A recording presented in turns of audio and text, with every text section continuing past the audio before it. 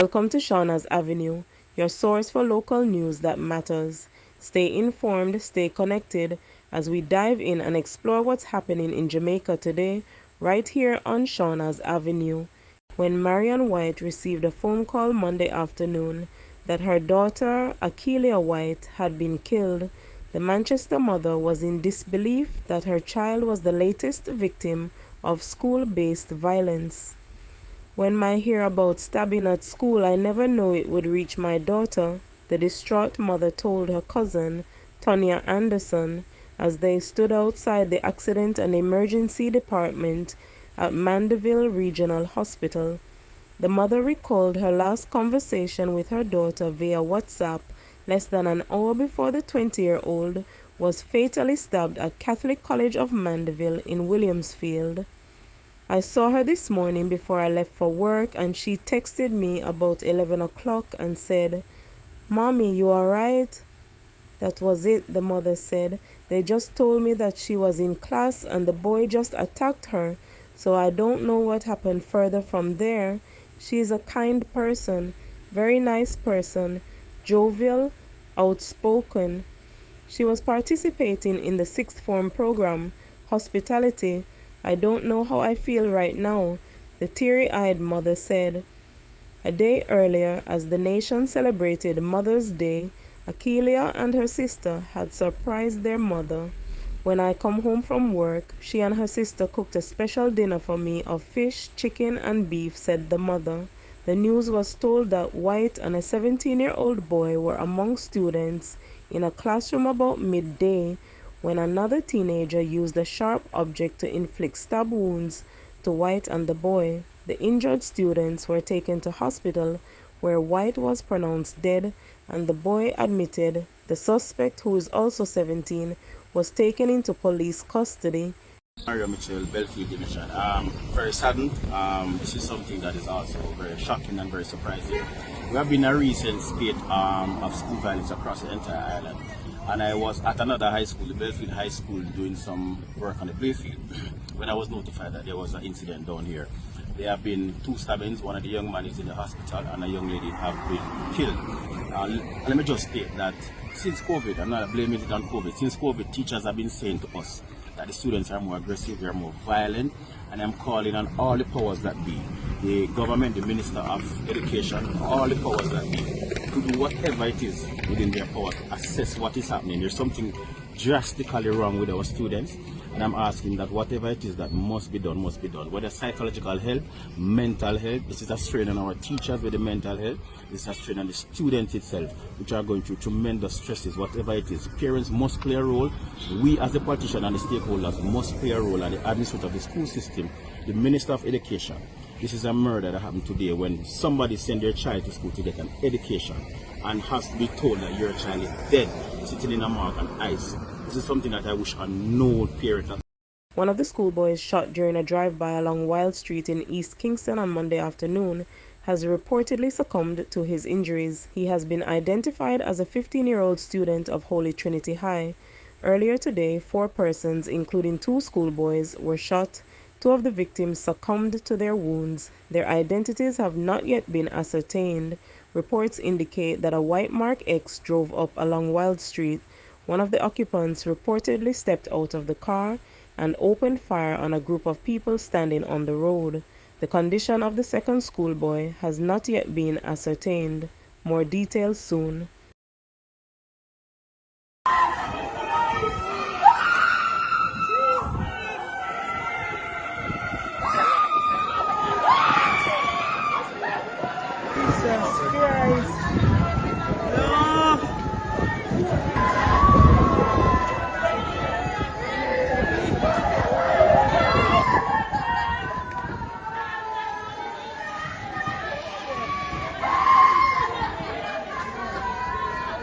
The 3 persons who were killed in Monday afternoon's drive-by on Wild Street in East Kingston have been identified. They are 23-year-old Sabian Clark of a Windward Road address, 20-year-old Troy Dennis of a Wellington Street address, and 15-year-old Marquise Morgan. Morgan succumbed to injuries he received while undergoing treatment at hospital. child rights advocate.